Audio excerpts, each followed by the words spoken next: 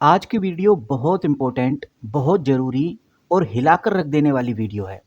और आज हम बात करेंगे हिंदुस्तान एरोनॉटिक को लेकर आ रही बड़ी खबर के बारे में। हम बात करेंगे भारत इलेक्ट्रॉनिक लिमिटेड की। इसी के साथ हम बात करेंगे बीडीएल यानी कि भारत डायनेमिक लिमिटेड की। तीन कंपनी और तीनों कंपनीज में ज़बरदस्त खबर।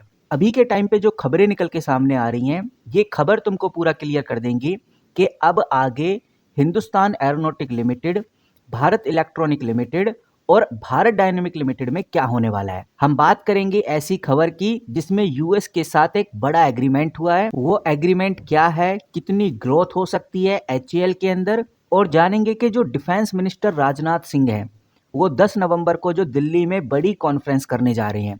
10 नवंबर यानी कि कल। आज जब मैं वीडियो शूट कर रहा हूं तो आज है 9 नवंबर, आज है मार्केट क्लोज। 10 नवंबर को जो दिल्ली के अंदर राजनाथ सिंह मीटिंग करेंगे जिसमें सोलर डिफेंस पीएसयू कंपनीज को लेकर बातें की जाएंगी, उनके परफॉर्मेंस रिव्यू किए जाएंगे। इसका बड़ा इम्पैक्ट डिफेंस में देखने को मिलेगा, तो उसके ऊपर भी आज इस वीडियो में चर्चा करेंगे। तो सबसे पहले हम शुरुआत से शुरू करते हैं और जानते हैं कि भाई बेसिकली ये अपडेट क्या है। यानी पहले हम दिल्ली वाली अपडेट को ही कवर कर लेते हैं, राजनाथ सिंह वाली अपडेट को कवर कर लेते हैं। यहाँ पर आप देखिए, मैंने खोला हुआ है newsonair.government.in वेबसाइट को। ये गवर्नमेंट की वेबसाइट है, यानी ये एक सरकारी वेबसाइट है। शनिवार को ये अपडेट आई थी, यानी कि इसका इम्पैक्ट अभी हुआ नहीं है। ये अपडेट आई थी 8 नवंबर 2025 को। आज है 9 नवंबर, आज भी मार्केट क्लोज है संडे की वजह से। 10 नवंबर यानी कि कल मार्केट खुलेगी। तो ये अपडेट क्या है इसको थोड़ा हम ध्यान से समझते हैं। मैं इसको थोड़ा सा ऊपर करता हूं ताकि चीजें समझने में आसानी रहे। बहुत क्लियरली हेडलाइन में हमें साफ साफ नजर आता है कि जो डिफेंस मिनिस्टर हैं यानी जो राजनाथ सिंह हैं, वो 10 नवंबर को न्यू दिल्ली में solar defence public sector undertaking, जिसको पीएसयू कंपनी बोलते हैं, उनका ईयरली परफॉर्मेंस रिव्यू करेंगे। वो देखेंगे कि भाई कंपनी ने, जो पीएसयू कंपनी है, जो डिफेंस की पीएसयू कंपनी है, वो बेसिकली कर क्या रही हैं, कितना काम कर रही हैं, किस तरह से चीजें चल रही हैं। और सबसे बड़ी बात यह है कि इसमें सिर्फ रिव्यू नहीं होगा, इसमें एक और बड़ी चीज होगी, कुछ और बड़े डिसीजन भी लिए जाएंगे। यहाँ पर आप देखिए, आपको साफ नजर आएगा कि इस इवेंट के अंदर पिछले 10 साल की रिसर्च एंड डेवलपमेंट, जिसको आर&डी प्रोजेक्ट बोलते हैं, उसका कंप्लाइनेशन चेक करेंगे और आने वाले 5 सालों का जो प्लान है उसको भी रिलीज किया जाएगा। इसी के साथ एक नई research and development team launch की जाएगी, वो भी हिंदुस्तान एरोनॉटिक लिमिटेड के लिए। साथ ही रिन्यूएबल एनर्जी के लिए एक रिपोर्ट तैयार की जाएगी जिसका नाम स्वयं करके रखा जाएगा।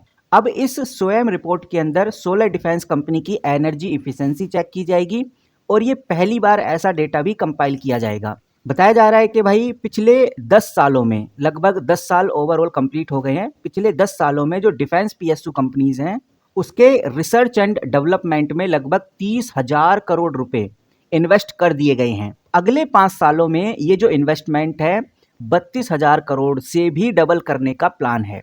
ये आप क्लियरली इस पूरी हेडलाइन में देख सकते हैं। अब जो सबसे जरूरी सवाल है, जो एक इन्वेस्टर के लिए इंपॉर्टेंट सवाल है, वो यही है कि भाई इस अपडेट से क्या वाकई में कंपनीज को फायदा होगा, क्या वाकई में कंपनी अब हमें बड़ी हलचल में देखने को मिलेंगी, डिफेंस कंपनीज क्या भागती हुई नजर आएंगी इस अपडेट के बाद।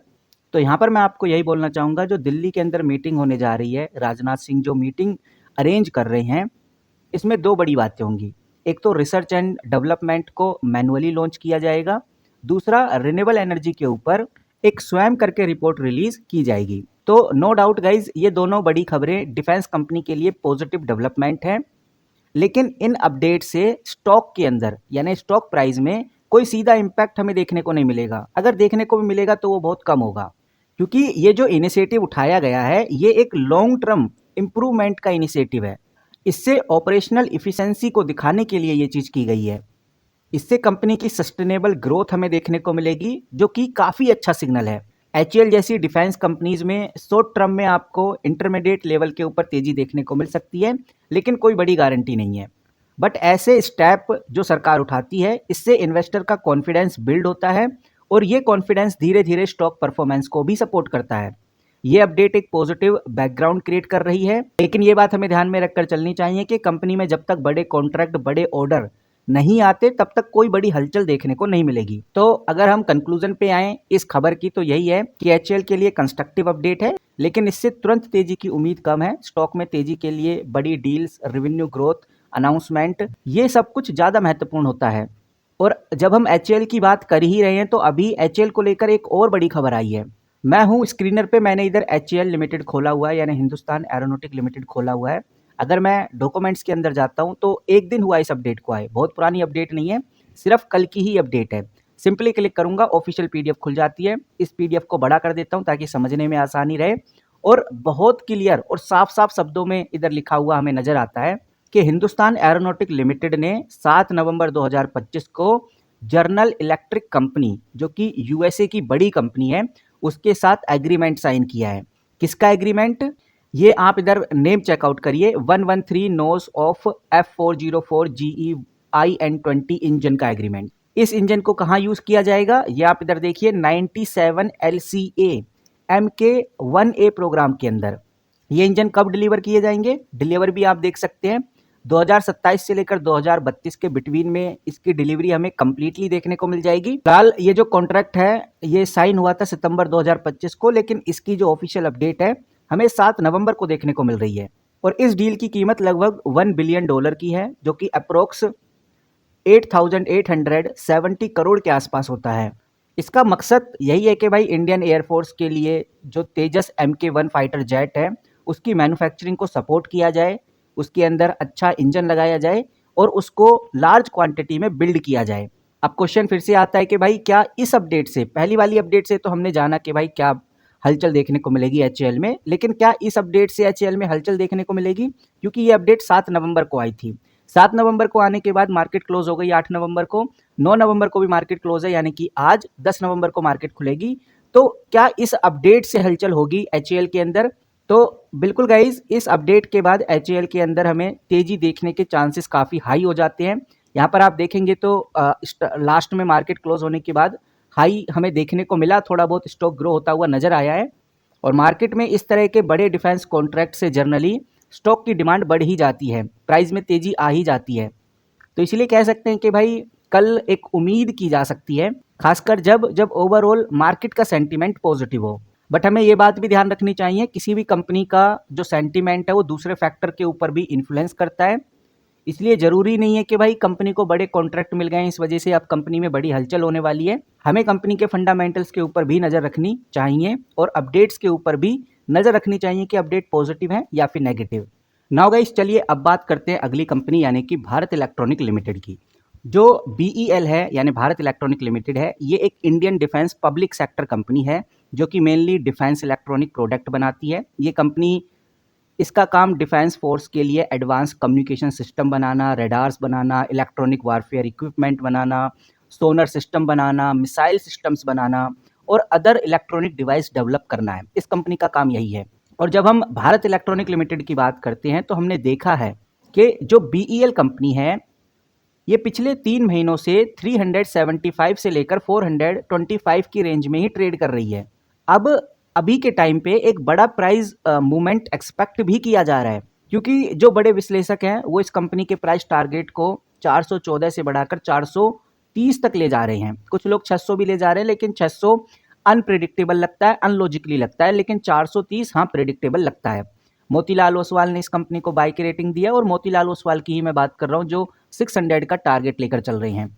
जो प्रभु दास हैं उन्होंने इस कंपनी को लेकर 407 के आसपास का डाउनफॉल दिखाया है। उनका कहना है कि नीचे भी आ सकती है। तो कहने का मतलब ये है कि 425 इस कंपनी को लेकर एक इम्पोर्टेंट रेजिस्टेंस लेवल माना जाता है, और इसके ब्रेकआउट होने से फ्यूचर में तेजी की संभावना आ सकती है। बाकी प्रॉफिट बुकिंग की वजह से स्टॉक में करेक्शन देखने को मिल रही है। कुछ लोग फ्यूचर में 450 तक का देख रहे हैं कि भाई 450 तक जा सकता है, लेकिन अभी देखते हैं कि आगे क्या होता है। एचएएल में तो तेजी आने की संभावना है, बट BEL के अंदर भी हमें अच्छी खासी तेजी देखने को मिल सकती है। इसके बाद अगली कंपनी पे आ जाती हैं, वो है BDL। जब भी HAL के अंदर तेजी आती है तो BDL के अंदर भी आती है और BEL के अंदर भी आती है।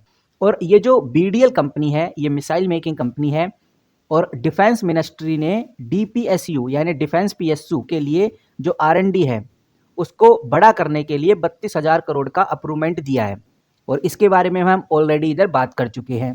दूसरा, हमने ये भी देखा है कि $3 बिलियन का डिफेंस डील सिक्योर भी किया गया है। वो भी किसके लिए? ब्रह्मोस और आकाश मिसाइल सिस्टम के लिए। जब भी ब्रह्मोस और आकाश जैसी मिसाइल का नाम सामने आता है तो बीडीएल के अंदर हमें एक अच्छा मूवमेंट देखने को मिलता है। कंपनी के लेटेस्ट क्वार्टरली रिजल्ट 13 नवंबर 2025 को आने वाले हैं, यानी कि आने वाले 2-3 दिनों में हमें कंपनी के क्वार्टरली रिजल्ट देखने को मिल जाएंगे। और बताया ऐसा जा रहा है कि जो कंपनी है इस बार 158 करोड़ का नेट प्रॉफिट प्रोजेक्ट करने वाली है, जो कि पिछले साल के मुकाबले 29% ज़्यादा होगा। देखो, कंपनी के क्वार्टरली रिजल्ट आने में अभी 2-3 दिन तो लग जाएंगे, लेकिन एक्सपेक्ट किया जा रहा है कि इस बार कंपनी अच्छा परफॉर्म करेगी। 29% का जो ग्रोथ है इस बार कंपनी दिखा सकती है। अब ऐसा होता है नहीं होता वो तो आगे ही पता चलेगा, लेकिन मार्केट में इस तरह की स्पेकुलेशंस बताई जा रही हैं। 31 अक्टूबर 2025 के डेटा के हिसाब से बीडीएल का जो ऑर्डर बुक साइज है 23,000 करोड़ का है। इसी के साथ 10,000 करोड़ का surface to air medium range missile का जो डील है वो भी जल्द भारत डायनेमिक के अंदर देखने को मिलने वाला है। कुछ लोग दावा करते हैं कि जो बीडीएल कंपनी है अभी 1446 पे देखने को मिल रही है, तो 1600 तक ग्रोथ पे ला सकती है ये कंपनी आपको। और बाकी पूरी पिक्चर Q2 में ही क्लियर हो जाएगी कि अब आगे बीडीएल में क्या होने वाला है। तो गाइज ये 3 कंपनी है, तीनों कंपनीज के ऊपर अब सबसे ज़्यादा नज़र रखी जाएगी। खासकर इस हफ्ते हमें काफ़ी ज़्यादा हलचल इन तीनों कंपनीज में देखने को मिलेगी, तो इन तीनों कंपनीज के ऊपर नज़र बना के जरूर रखिए। एक है HAL, दूसरी है BDL और BEL। इन तीनों कंपनीज के ऊपर आप नज़र बना के रख सकते हैं। बाकी हमारे चैनल को सब्सक्राइब करके रखिए ताकि आपसे कोई भी अपडेट मिस ना हो सके। ये चैनल आपको बताता है कि भाई डिफेंस सेक्टर से रिलेटेड क्या अपडेट आ रही है, क्या खबरें आ रही हैं, कौन सी खबरें ध्यान में रखकर चलनी है, कौन सी नहीं। तो इन सभी अपडेट और खबरों का कंक्लूजन निकाला जाए तो HAL, BDL और BEL के अंदर हमें हलचल देखने को मिलने वाली है। मिलते हैं किसी नई वीडियो के साथ, तब तक के लिए take care and good bye.